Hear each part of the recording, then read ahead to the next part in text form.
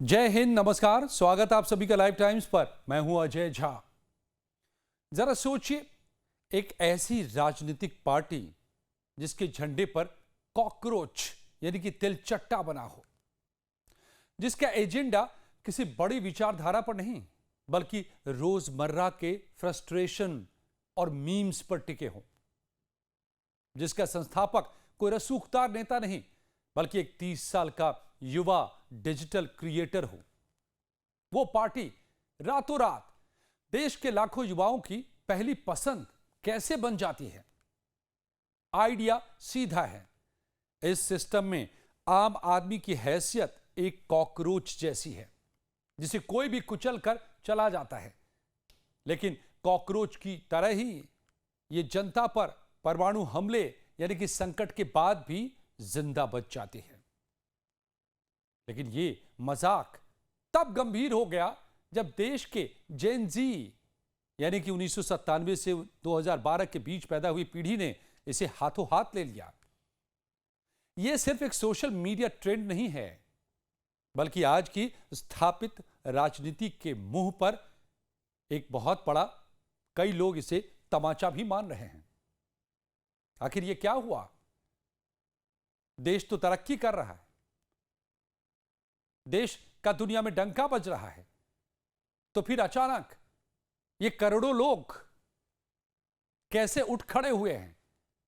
ये कौन हैं? क्या चाहते हैं? और सवाल तो यहां तक उठ रहे हैं कि क्या सरकार इससे डर गई है?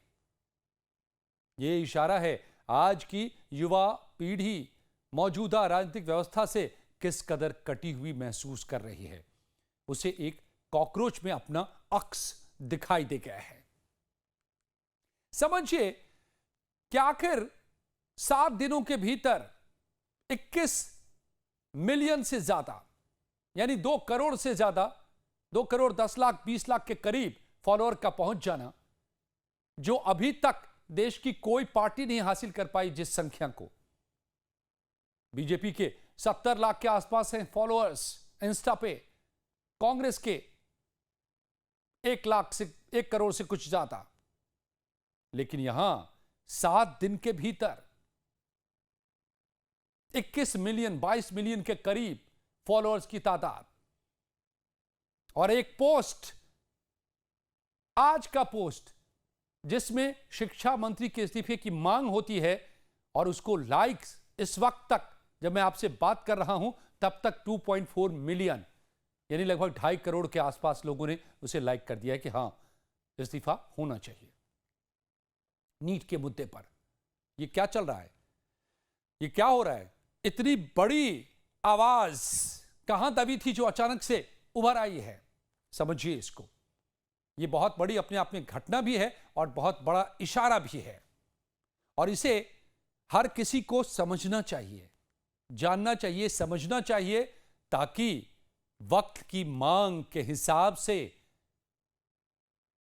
वो खुद भी ढाल सके जो आज के दिन राजनीति कर रहे हैं या नीतियां बना रहे हैं, सरकार चला रहे हैं, या भविष्य में नीतियां बनाने, सरकार चलाने के लिए जनता से मैंडेट मांग रहे हैं। उन सबको समझना चाहिए और देश के हर नागरिक को समझना चाहिए कि एक आवाज जिसे शायद अपरिपक्व कह के, इमेच्योर कह के, बच्चा कह के आप दरकिनार कर देते हैं, वो आवाज इतनी कच्ची नहीं है। इसलिए हर किसी को समझना चाहिए। तो आइए समझते हैं कि ये क्या हो रहा है। कॉकरोच जनता पार्टी सीजेपी। लेकिन इससे पहले आपसे गुजारिश कि अब तक अगर आपने चैनल को सब्सक्राइब नहीं किया तो प्लीज कर लें। वीडियो पसंद आए तो एक लाइक जरूर दबा दीजिएगा और शेयर जरूर करिए और कमेंट में अपनी राय हमें जरूर बताइएगा। इस सबसे हमें मदद मिलती है।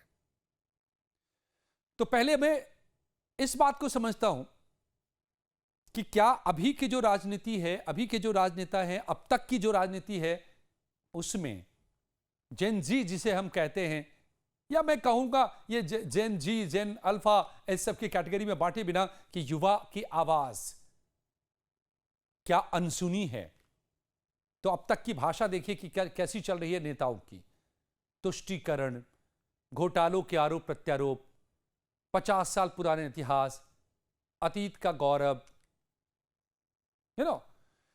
तो इस तरह के शब्दावली आप आमतौर पे न्यूज की भाषा में देखते होंगे, नेताओं की भाषा में आप देखते हैं। इस तरह के वार पलटवार, सियासी घमासान चलते रहते हैं। लेकिन जेनजी की भाषा क्या है, या इस युवा पीढ़ी की भाषा क्या है? क्लाइमेट चेंज, सबसे बड़ी चिंता। प्रोफेसर हॉकिंग्स ने कहा है कि 100 साल में धरती रहने लायक नहीं रह जाएगी। यह बड़ा मुद्दा है, बड़ी चिंता है कि आने वाली पीढ़ियां क्या अपना जीवन गुजार पाएंगी सेहत के साथ।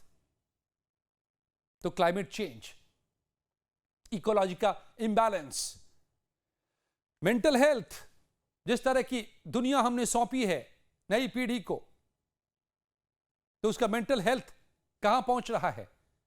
Gig economy, AI, unemployment, liveability index, happiness index, ये वो तमाम मुद्दे हैं जो नई पीढ़ियों के हैं। और असल में राजनीति का जो पारंपरिक ढर्रा चला आ रहा है वो जेनजी के लिए बिल्कुल अनजाना और पराया सा लगता है। वो अपने आप को इससे कनेक्ट नहीं कर पाता। आज की राजनीति की भाषा, उसके भारी भरकम शब्द, मुद्दे इस नई पीढ़ी के दैनिक जीवन के लैंग्वेज से कहीं मेल ही नहीं खाते हैं। नेताओं के लंबे चौड़े भाषण, संसद में होने वाले हंगामे, धर्म जाति के समीकरण, इस पीढ़ी को अपने भविष्य का कोई इस सब के बीच में रोड मैप नजर नहीं आता। ये अपने आप को कहीं देख नहीं पा रही है ये पीढ़ी। ये रील्स, शॉर्ट्स, 15 सेकेंड्स के फैक्ट्स की दुनिया में जीते हैं। उन्हें अतीत के नैरेटिव से ज्यादा भविष्य के सॉल्यूशंस चाहिए। और जब पारंपरिक राजनीति उन्हें यह नहीं दे पाती तो वो खुद को इस पूरे सिस्टम से डिस्कनेक्टेड पाते हैं, अलग थलग पाते हैं। और फिर उनके भीतर एक खामोश गुस्सा पनप रहा है, क्योंकि इस विशाल लोकतांत्रिक स्पेस में उनकी असली आवाज तो कहीं है ही नहीं, बल्कि उसे कोसा जाता है, जेनजी कहा जाता है, कई बार हिकारत की नजर से देखा जाता है, या फिर चुप करा दिया जाता है। कहा जाता है कि तुम बिगड़े हुए हो, तुम तो रील्स में सिमट गए हो, स्क्रीन में खो गए हो। लेकिन वही स्क्रीन, मत भूलिए कि सारी सूचनाएं सबसे पहले इन्हीं तक पहुंचाती हैं। और आज सोशल मीडिया का दौर है जहां इंफॉर्मेशन विद्युत की रफ्तार से, इलेक्ट्रिक स्पीड से ट्रैवल कर रही हैं। और इसका सबसे ज्यादा कंज्यूमर कौन है, यूजर कौन है? तो जो सबसे ज्यादा युवा पीढ़ी है। तो जानकारी उसके पास सब है, और जब जानकारी होती है तो एक राय भी बनती है, और राय होती है तो एक आवाज उभरती है। लेकिन वो आवाज कौन सुन रहा है? उसे तो चुप कराने की अब तक की आदत है पीढ़ियों की। जो बड़े हैं वही समझदार हैं। तो दोस्तों, भारतीय राजनीति को समझना हो तो एक सीधी बात याद रखिए, हर पीढ़ी अपनी भाषा में सब कुछ चाहती है और राजनीति भी चाहती है। हर पीढ़ी की भाषा होती है। जो लिटरेचर को जानते हैं, लैंग्वेज को जानते हैं, उन्हें अच्छे से पता है कि हर पीढ़ी अपनी नई भाषा गढ़ती है। इसीलिए हमारे देश में कभी संस्कृत था, फिर पाली हुआ, फिर प्राकृत आया, फिर अपभ्रंश आया, फिर अपभ्रंश से आज की सारी भाषाएं और बोलियां पैदा हुई। और फिर यह भी बदल रहा है, हिंदी, हिंदी से इंग्लिश। तो आजादी के बाद करीब 5 दशकों तक कांग्रेस का दौर रहा। सियासत में कैसे कैसे बदलाव आया देखिए। 100 साल से ज्यादा पुरानी पार्टी है कांग्रेस। आजादी के बाद 5 दशकों तक लगातार राज किया। नेहरू की अंग्रेजी, इंदिरा की गरीबी हटाओ, राजीव का 21वीं सदी का भारत, ये उस पीढ़ी की भाषा थी जो आजादी की तपिश से निकली थी। लेकिन धीरे धीरे कांग्रेस और लोगों के बीच में एक दूरी बढ़ी। पार्टी ऊपर से चलती रही, नीचे तक पहुंच उसकी कम होती गई। एक खालीपन पैदा हुआ। और फिर बीजेपी आई। बीजेपी ने क्या किया? वो लोगों तक गई। हर गांव में पन्ना प्रमुख, हर मोहल्ले में कार्यकर्ता, मंदिर की राजनीति, हिंदी की राजनीति। ये उस पीढ़ी की भाषा थी जो कांग्रेस से की दूरी से पैदा हुई थी। और अब आज क्या हो रहा है? बीजेपी का दौर है, हर तरफ बीजेपी की सत्ता है। लेकिन एक सवाल भी है कि क्या बीजेपी की यह भाषा जेनजी की भाषा से मेल खाती है, या जेनजी की भाषा बीजेपी की भाषा में शामिल है। जेनजी तो टिकटॉक पर सोचती है, मीम्स में बोलती है, यूट्यूब पर राजनीति को समझ रही है, ट्विटर पर लड़ती है और डिस्कॉर्ड पर सरकार भी बनाती है। नेपाल में, पड़ोस में डिस्कॉर्ड पर ही सरकार बना सत्ता पलट के बाद। तो जेनजी एक अलग पीढ़ी क्यों है, इसको भी समझना जरूरी है। फिर समझ में आएगा कि अचानक से ये सीजेपी, कॉकरोच जनता पार्टी क्यों आखिर 2.5 करोड़ लोगों तक पहुंचती नजर आ रही है 7 दिनों के भीतर। जेनजी यानी कि 1997 से 2012 के बीच जन्मी वो पीढ़ी जो पहले की पीढ़ियों से बिल्कुल अलग है, क्योंकि सोशल मीडिया का एक्सप्लोजन कह लीजिए, विस्फोट इसी दौर में हुआ है। जिन सूचनाओं को पहले जानने के लिए आप जान भी नहीं सकते थे, जो सूचनाएं सोशल मीडिया से पहले टीवी से मिलती थी और टीवी से पहले रेडियो से मिलती थी, और वो एक लिमिट था उसका। लेकिन आज सोशल मीडिया में हर सूचना हर जगह पहुंच रही है और उपलब्ध भी है, और उसको लोग देख भी रहे हैं। यह है जेनजी। रिसर्चर्स ने पाया है कि दुनिया भर में युवा पीढ़ी मुख्य धारा की पार्टियों से दूर हो रही है। दुनिया भर में, यह सिर्फ कोई भारत का मामला नहीं, बांग्लादेश का मामला नहीं, नेपाल का मामला नहीं, पूरी दुनिया का यह फिनोमिना है। और राजनीति में अपनी भागीदारी के नए रास्ते तलाश रही है। पहले की पीढ़ी, उसे बताया जाता था कि राजनीति क्या है, उसे नेता चुनते थे। पहले की पीढ़ी की मान्यता रही है कि सबसे ज्यादा जानने वाला कौन, जिसकी उम्र ज्यादा। लेकिन आज, जैसा मैंने कहा, इस सूचना की क्रांति के दौर में सबसे ज्यादा सूचना किसके पास है? जेनजी के पास है, क्योंकि सबसे बड़ा कंज्यूमर स्क्रीन का कौन है? जेनजी है। तो अब जेनजी ये खुद तय करती है, ये सवाल भी करती है, ये वायरल भी होती है, ये रातों रात लाखों लोगों को जोड़ सकती है। और इस पीढ़ी के मुद्दे अलग हैं: बेरोजगारी, जलवायु संकट, महंगाई, मानसिक स्वास्थ्य, अभिव्यक्ति की आजादी। इस पीढ़ी की मांग सबसे बड़ी, लेकिन इस सबके बीच में क्या है? हमें सुनो, मेरी भी एक आवाज है, हमारी भी एक आवाज है, उसको सुनो। लेकिन आज की राजनीति क्या जेनजी की आवाज को सुन रही है? नहीं, शायद, क्योंकि दुनिया भर में जेनजी की बगावत है, दुनिया भर में। और हमारे पड़ोस में सबसे ताजा उदाहरण नेपाल में जेनजी ने तख्ता पलट कर दिया। बांग्लादेश में तख्ता पलट कर दिया। और कई लोग ये सवाल पूछ रहे हैं कि क्या अब आगे भारत की बारी है? नहीं पता, मैं इसके बारे में कोई टिप्पणी नहीं कर सकता। लेकिन आपको जरूर बता सकता हूं कि क्या हुआ बांग्लादेश में 2024 के अगस्त के महीने में। महीनों से छात्र आंदोलन कर रहे थे, मांग थी सरकारी नौकरियों में भेदभावपूर्ण आरक्षण को खत्म करो, चुनाव में धांधली बंद करो। कही जा सकती है बातें कि इसके पीछे एजेंडा था, डीप स्टेट का हाथ था, कट्टरपंथियों का हाथ था, वगैरह वगैरह। लेकिन हर जगह पर हर तरह की राजनीति चलती रहती है, मगर जेनजी अगर सामने आ जाए तो क्या कर सकता है, यह दिखा बांग्लादेश में। 2024 के अगस्त महीने में प्रदर्शनकारियों ने प्रधानमंत्री शेख हसीना के आवास पर धावा बोल दिया। हसीना को, मिनटों में हसीना को, प्रधानमंत्री को देश छोड़कर भागना पड़ा। 15 साल की हुकूमत खत्म हो गई, जेनजी ने खत्म कर दी। तब से अब तक शेख हसीना भारत में शरण लेकर रह रहे हैं। और फिर नेपाल में क्या हुआ?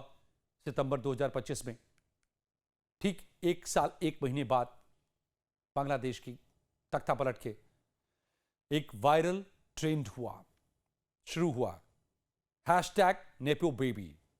Nepo baby. नेताओं के बच्चों की ऐशो आराम की जिंदगी सोशल मीडिया पर छा गई कि आम नेपाली तो गरीब के गरीब हैं, मुश्किलों में हैं, बेरोजगारी में हैं, लेकिन नेताओं के बच्चे ऐशो आराम में हैं। #Nepo baby. और सरकार ने 26 सोशल मीडिया प्लेटफॉर्म बंद किए, लेकिन इसने और चिंगारी को भड़का दिया। संसद भवन में आग लग गई, प्रधानमंत्री केपी शर्मा ओली को इस्तीफा देना पड़ा। और सबसे दिलचस्प बात समझिए, कि उसके बाद जो इंटरिम गवर्नमेंट बनी नई, इस तख्तापलट के बाद, पीएम के इस्तीफे के बाद, तो डिस्कॉर्ड पर उसका चुनाव हुआ।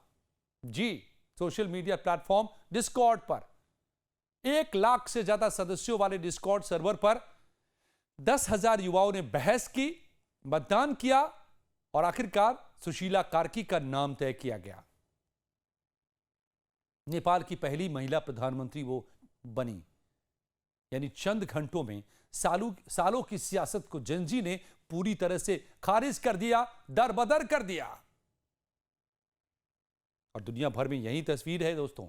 2024 में कीनिया, सर्बिया, 2025 में इंडोनेशिया, फिलीपींस, मोरक्को, मेडागास्कर, हर जगह जेनजी सड़कों पर। और जो सरकारें सोशल मीडिया बंद करने की कोशिश करती हैं, उनका विरोध और भड़क जाता है। और ये आज ही का नहीं है, ये ट्रेंड अब ठीक ठाक वक्त हो चुका है। ग्रेटा थनबर्ग से मलाला यूसुफजई तक को याद कीजिए, जो जेनजी की नेता बनकर उभरे। ये बच्चे इस पीढ़ी के नेता पुराने ढर्रे पर नहीं है। ग्रेटा थनबर्ग स्वीडन की एक लड़की 15 साल की उम्र में अकेले संसद के बाहर बैठ गई, जलवायु संकट को लेकर के। कोई पार्टी नहीं, कोई संगठन नहीं, बस एक तक थी। और देखते ही देखते दुनिया भर में करोड़ों युवा सड़कों पर आ गए। उसे यूएन में दुनिया के बड़े नेताओं को आंखें में आंखें डालकर उसने कहा, how dare you. Malala Yousafzai Pakistan की एक बच्ची, पाकिस्तान अफगानिस्तान बॉर्डर के इलाके में, लेकिन पाकिस्तान की बच्ची, तालिबान की गोली खाकर भी हार नहीं मानी। 17 साल की उम्र में नोबेल पुरस्कार मिला। उसने कोई चुनाव नहीं लड़ा, लेकिन दुनिया की राजनीति बदल दी। और बांग्लादेश के छात्र नेता, 2024 के आंदोलन के नेताओं ने नेशनल सिटीजन्स पार्टी बनाई। बाद में उनमें से 2 को सरकार में मंत्री बनाया गया। तो यह सब क्या बताता है? जेनजी के नेता चुनाव से नहीं, भरोसे से चुने जाते हैं।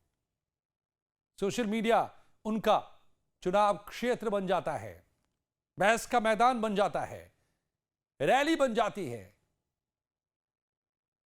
और सच बोलना उनका हथियार है कि उनकी आवाज सुनो, मेरी आवाज सुनो, हमारी आवाज सुनो। तो जेनजी का गुस्सा क्या है? असली मुद्दे जेनजी के क्या हैं? क्या जेनजी गुस्से में है भारत में? क्या भारत में अगली बारी का जो सवाल उठाया जा रहा है? तो जेनजी में दुनिया भर में देखा गया है कि जेनजी का गुस्सा एक जगह से नहीं आता। यह आता है कमजोर आर्थिक संभावनाओं से, जब उनका अपना भविष्य अंधेरे में दिखता है। भ्रष्टाचार से सबसे ज्यादा नफरत करता है जेनजी।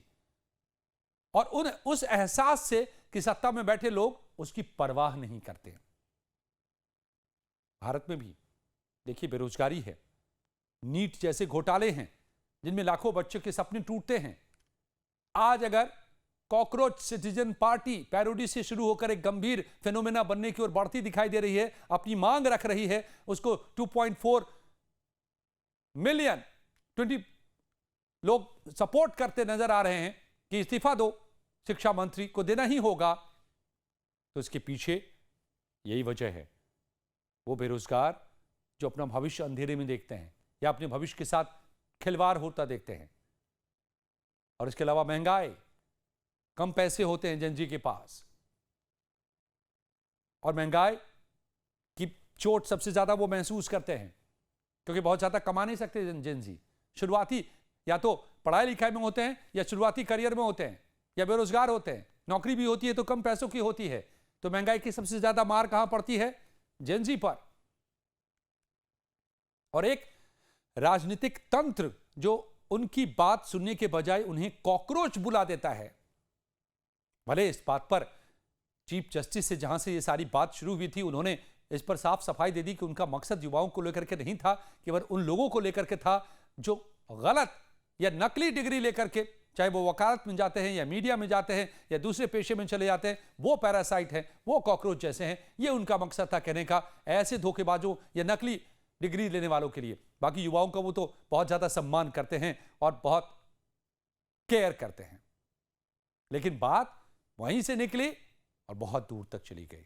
अचानक इसे एक पैरोडी बनाया गया और करोड़ों युवाओं को लगा कि हां, हम तो कॉकरोच ही हैं, सच में कॉकरोच हैं। और देखिए कहां तक ये बात जाती नजर आ रही है। भविष्य क्या होगा मुझे नहीं पता। कोई राजनीतिक आंदोलन खड़ा करने का यह तरीका अब तक सामने नहीं आया है। हां, आंदोलन खड़ा करने का यह तरीका सामने आया है जो मैंने आपको बताया। तो सरकारें इस आवाज को दबाने के लिए सोशल मीडिया बैन करती हैं। भारत में भी यह दिख गया, उनका विरोध और भड़कता है इससे। ये नेपाल ने देखा, बांग्लादेश ने देखा, सीजेपी का एक्स अकाउंट बैन होने के बाद फॉलोअर्स उसके और बढ़े, यह दिख रहा है। तो इतिहास क्या कहता है? 1974 में जयप्रकाश नारायण ने कहा था संपूर्ण क्रांति, और वो भी युवाओं का आंदोलन था, उस समय की जनजी का आंदोलन था दोस्तों। उसको एक आवाज दी थी, एक चेहरा दिया था जयप्रकाश नारायण ने, जो कि खुद 80 साल के थे, और तमाम छात्रों ने उन्हें अपना नेता चुना, माना, कहा, बुलाया, और उन्होंने अगुवाई की, और देश में क्रांति आ गई। एक पीढ़ी सड़क पर आ गई थी। 1989 बीपी सिंह ने मंडल की राजनीति खड़ी की, एक और पीढ़ी सामने आ गई। 2011 अन्ना आंदोलन हुआ, एक नई पीढ़ी ने राजनीति में भरोसा किया, और आज 2026 में एक लड़का बॉस्टन से एक मजाकिया पार्टी बनाता है, और 7 दिन में 21 मिलियन लोग जुड़ जाते हैं। यह मजाक नहीं है, यह महज सोशल मीडिया बाजी नहीं है, यह गंभीर है, यह एक आवाज है, यह एक बहुत बड़ा संकेत है, एक बहुत बड़ी चीख है। बांग्लादेश के एक छात्र ने तब कहा था कि इस आंदोलन ने साबित कर दिया कि जेनजी क्या कर सकती है। क्या भारत की जेनजी भी यही कर रही है? मैं कुछ भी सजेस्ट नहीं कर रहा हूं, मैं सिर्फ रीड आउट करने की कोशिश कर रहा हूं, समझने की कोशिश कर रहा हूं व्हाट इज हैपनिंग। पिछले 23-24 साल से मैं न्यूज को ही एनालाइज कर रहा हूं, पॉलिटिक्स को एनालाइज कर रहा हूं, तो इस फेनोमेना को भी एनालाइज करने की कोशिश कर रहा हूं। तो इन बातों के बीच में सवाल नहीं है कि सीजेपी कभी अगली असली पार्टी बनेगी भी या नहीं। इस वक्त सवाल यह है कि क्या भारत की राजनीति इस पीढ़ी की भाषा सीखेगी, या यह पीढ़ी खुद अपनी राजनीति खड़ी कर लेगी? क्योंकि इतिहास बताता है कि जो पीढ़ी अनसुनी रही उसने हमेशा अपना रास्ता खुद बना लिया। अब सीजेपी ने नीट एग्जाम के मामले में धर्मेंद्र प्रधान के इस्तीफे की मांग की है। अभिजीत डीपीके ने मांग की है।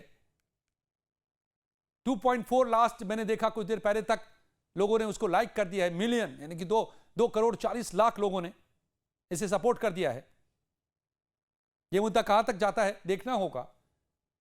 अभिजीत डीपीके ने कहा है कि भारत के शिक्षा मंत्री धर्मेंद्र प्रधान को जिम्मेदारी लेनी ही होगी और इस्तीफा देना ही होगा। तो क्या एक मुहिम का रूप लेगा सीजेपी? अखिलेश यादव ने लिखा कि बीजेपी वर्सेस सीजेपी। जाहिर है विपक्ष को भी इसमें मौका दिख रहा है इस वक्त, लेकिन विपक्ष को यह भी जानना होगा कि अब तक की जो शैली है राजनीति की, वो ये शैली उसको नहीं चाहिए जिनजी को। तो बहरहाल आपको क्या लगता है कि सीजेपी का उभार, जेनजी का खुद को कॉकरोच बनकर सामने लेकर आना और अचानक से रातों रात छा जाना, ये क्या बता रहा है कि आने वाले दिनों में राजनीति की दिशा को बदलेगा?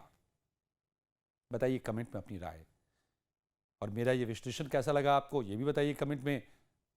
जानकारी अगर आपको अच्छी लगी हो तो इसको लाइक कीजिए, शेयर कीजिए। बहुत बहुत शुक्रिया।